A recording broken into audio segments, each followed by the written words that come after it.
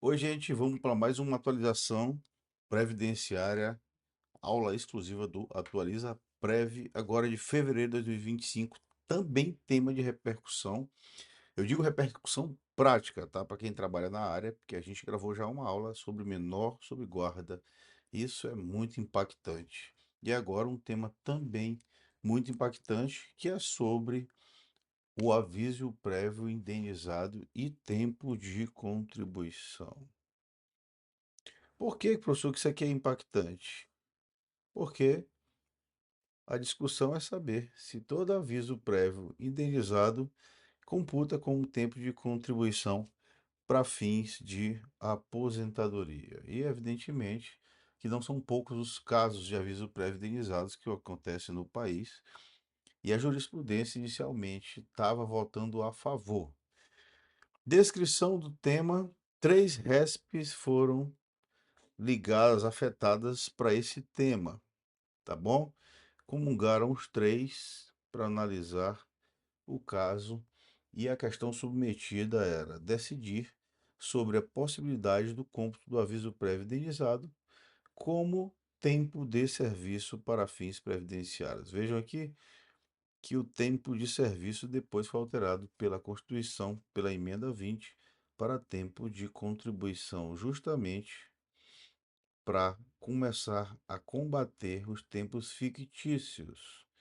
Então, inicialmente, era contribuição, serviço, depois de contribuição, para que tenha uma ligação do histórico, do histórico contributivo com o benefício previdenciário. A gente sabe, isso é um assunto à parte. É um assunto, inclusive, que demanda um estudo mais alongado, porque não é bem assim. O princípio do Brasil é da solidariedade.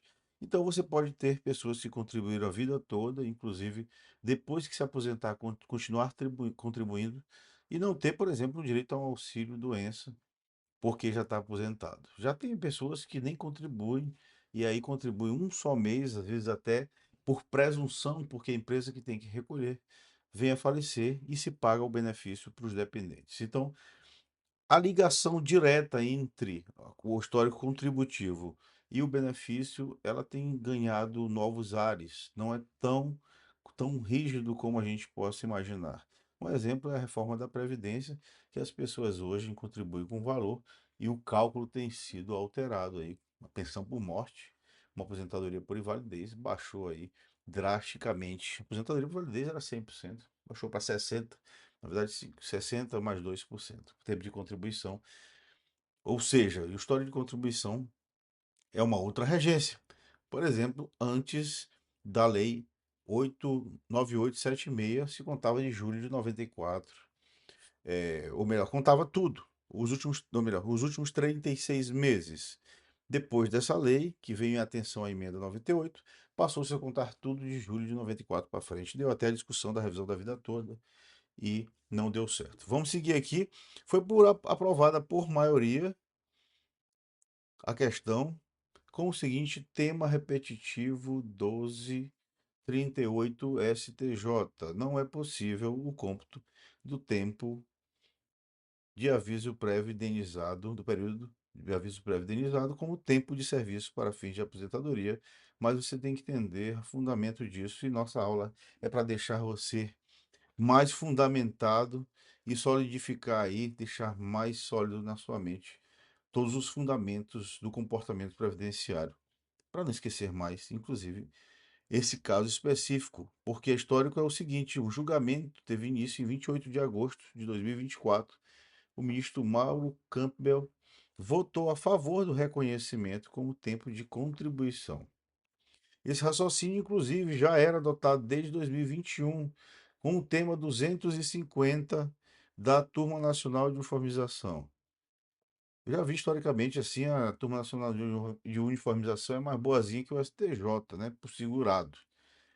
Aí, às vezes, ela pega até um puxão de orelha, como foi no caso aí do salário maternidade para empregada gestante na Covid.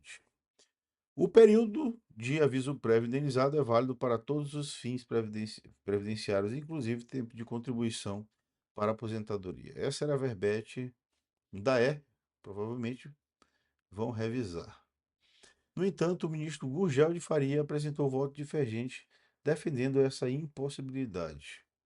Após o pedido de vista, a análise do tema foi retomada e o voto divergente prevaleceu.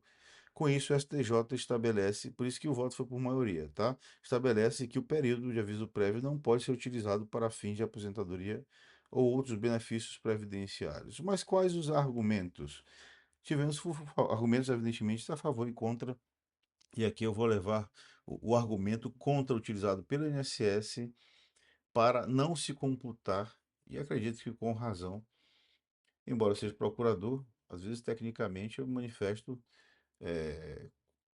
um posicionamento ou outro contra o INSS se realmente a técnica tiver em desfavor. Aqui eu entendo que o comportamento do INSS está inteiramente correto.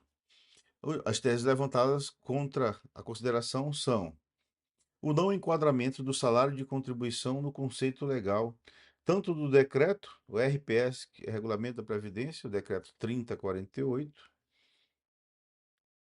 tá? E no artigo, esse aqui foi o maior foco, o artigo, parágrafo 9º do artigo 28 da Lei de Custeio. Ao se conceituar em regra, conceitou como o salário de contribuição como a remuneração auferida ou valor pago ou creditado a título de retribuição do trabalho. De maneira que o pagamento de aviso prévio tem natureza indenizatória justamente por não ter tido o trabalho involuntário. O cidadão foi demitido de surpresa, não teve 30 dias, e aí é pago essa indenização para ele. A indenização é paga porque ele não trabalhou. Então, não teve trabalho.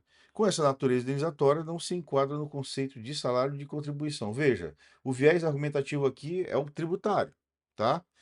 Não havendo com isso incidência de contribuição previdenciária, porque não teve fato gerador para isso, o efetivo exercício de atividade laboral, que está lá, inclusive, ligado ao artigo 55 da Lei de Benefícios, pois não há efetivo exercício da atividade laboral que é exigido para filiação. A filiação é o regime, como se começa, todos sabem, efetivo exercício de atividade laboral. Filiação é o vínculo, inscrição é a formalidade desse vínculo. O cidadão trabalhou, não assinou a carteira, mas trabalhou para uma empresa, ele está filiado automaticamente à Previdência. Atividade, exercício de atividade laboral.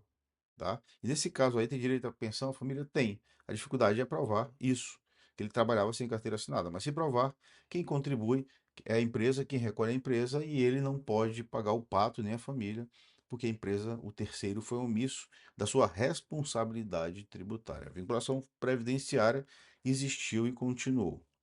Assim, a tese firmada no STJ, e essa tese, tá? Do tema repetitivo 478, eu estou falando sobre a contribuição previdenciária sobre aviso prévio. Quando eu comecei a estudar essa matéria, foi o primeiro ponto que eu pensei. Peraí, aviso prévio tem contribuição previdenciária ou não? Não incide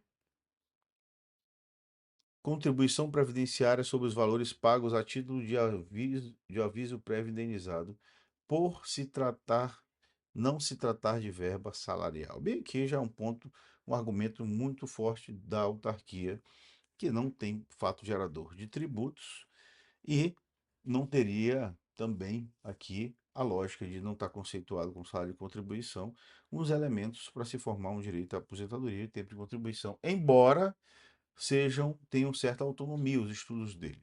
Num estudo, numa aula mais específica sobre elementos do direito previdenciário, como carência, tempo de contribuição, formas de cálculo, a gente explica melhor. Tempo de contribuição, outro argumento. Tempo fictício, outro argumento feito pelo INSS, também muito substancial. Por quê? Porque a Constituição ela elencou duas vezes a proibição de tempo fictício, que já tinha demais, gente. O pessoal tinha direito a umas férias, não usou as férias, computava como tempo de contribuição. Tinha direito a licença-prêmio de 3 meses, não gozou, computava como tempo de contribuição. Era tempo fictício de toda maneira, que na prática tinha gente que aposentava com anos aí sem ter trabalhado mais cedo, inclusive quando não tinha idade mínima. Aí foi se cortando a emenda 20 de 98, já tinha uma redação sobre isso, e depois a emenda 103 trouxe essa previsão, o artigo 40 inicialmente, que trata do serviço público, trouxe essa redação.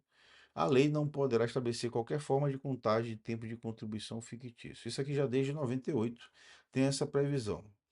Ela foi reforçada aqui na Constituição, nem precisava mais. Reforçaram aqui na emenda, talvez para deixar mais incisivo, porque agora ela está topograficamente lá na parte da Previdência, no artigo 201, e aí diz a redação o seguinte: é vedada a contagem de tempo de contribuição fictício para efeito de concessão de benefícios previdenciários e contagem recíproca. Assim, a consideração do aviso prévio indenizado estaria sendo considerado como tempo de contribuição sem efetivo exercício. Seria uma criação de uma terceira hipótese de tempo fictício.